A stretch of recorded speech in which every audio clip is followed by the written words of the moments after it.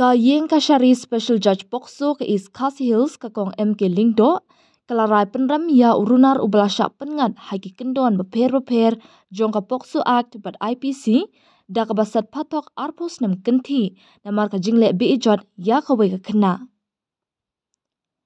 Uni urunar ubalasyak rai penram udai ubalatip kerteng kum open scam mawa, ubalasyak tian bishar kat kum ka Sora Police Station case number 3610-2020, hapuk ke kendon Pokso Act bat IPC.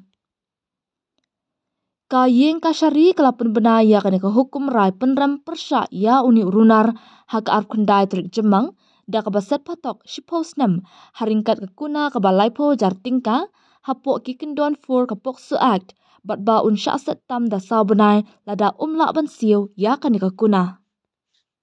Uni urunar ulasyak rai penram ru da ka basat patok arpos nam bat ke kuna sanpo jar tingka hapuk ke kendon 6 jong ke Pokso Act bat ba un hap ban syong tam sahan riu benai lada umlak ban siu ya kani ke kuna.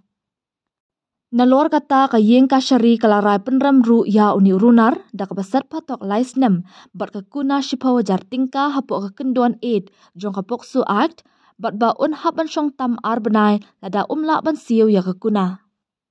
Nalor kata ulasyak rai penram ru da ka basat patok news nam ringkat ke kuna ka ba arpo jar tingka hapuk ke kendon 10 jong ke Pokso Act bat ba un hap ban syong tam salai benai lada umlak ban siu ya ke kuna.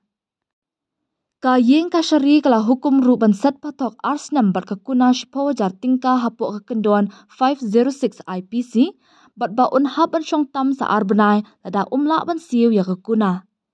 Ya kani ka kes la tokit da ka Women Police Sub Inspector kong viding do ke badan mentah Sora Police Station.